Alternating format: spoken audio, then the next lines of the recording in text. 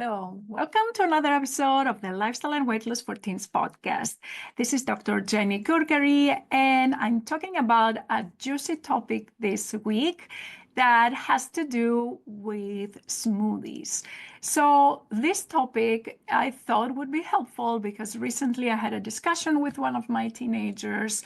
She said that she doesn't like to eat a lot of fruits. However, she does drink a lot of smoothies that are made with fruits. So then we had a whole conversation about smoothies and whether they are good or bad, and whether actually teenagers that consume smoothies can have healthier weight, or actually that's not good for their health. So let's dive into this topic because it's not a yes or no answer, but I hope that by the end of this episode, you will know what a good smoothie is and you will maximize your efforts to get into a healthier weight. So let's just start by presenting actually a research that was done on this topic to actually look at the effect of the fruit smoothies and how that affects their fruit consumption. So we know that American Academy of Pediatrics recommends at least 5 to 6 servings of fruits and vegetables every day for teenagers who want to get into a healthier weight. And majority of teenagers don't meet this recommendation, particularly when they're going to school and they spend a lot of time there. There is minimal fruit and vegetable consumption. So there was this great study. The title was Impact of Fruit Smoothies on Adolescent Fruit Consumption at School.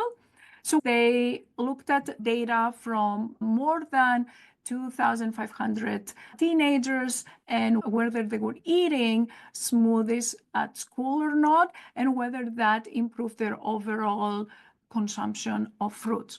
And what they found is that when the students starting having more fruit smoothies, their overall fruit consumption increased from 4.3% to 45.1%. Wow, that's a huge increase. And that happened with just offering fruit smoothies as part of an intervention that was aimed to increase fruit consumption at school. Now, this does not necessarily need to be true only for the school environment.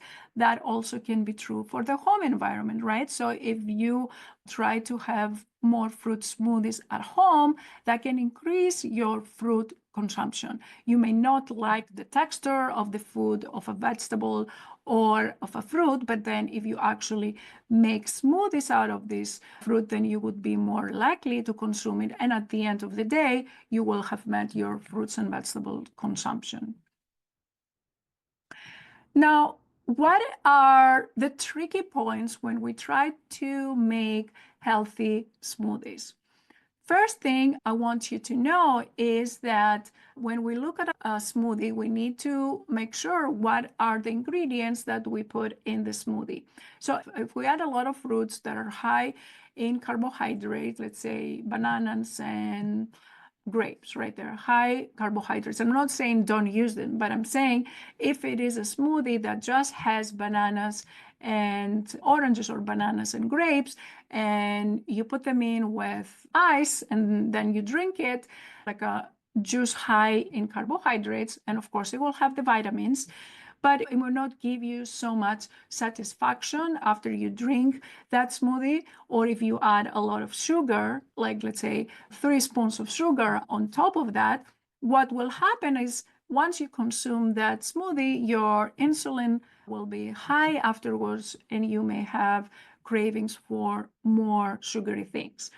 So try to choose fruits that have carbohydrates, of course, but also in addition to that, add some healthy fat and add something that has a lot of fiber. By adding healthier options that have protein, which could be milk or it can be Greek yogurt, another option, then you increase the satiety that you get from all those fruit smoothies, and the insulin surge is less after the smoothies.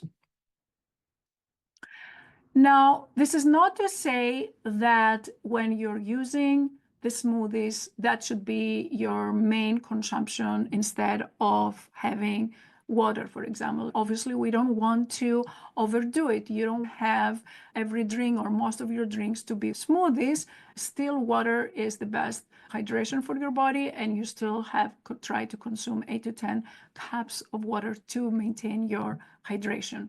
We don't want to add too much carbohydrates than what we actually need. Another great benefit of smoothies is that, let's say you don't like spinach. So spinach has iron, it's a green vegetable, it's very healthy.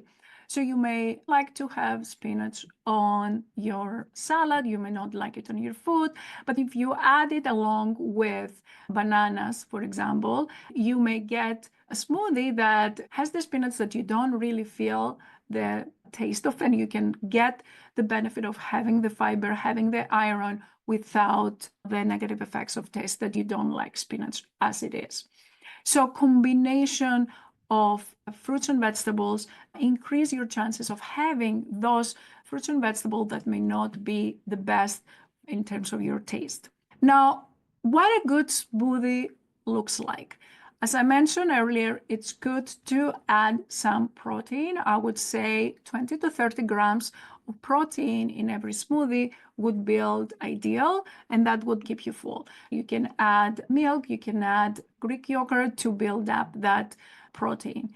Second ingredient is fiber and healthy fats, like for example, avocado or peanuts or nuts or almonds, macadamia nuts. All those healthy fats increase the satiety that you will get out of the smoothie. And you don't have to add a lot, like even if you add, let's say 10 almonds, that will give you the fiber and healthy fats that you need.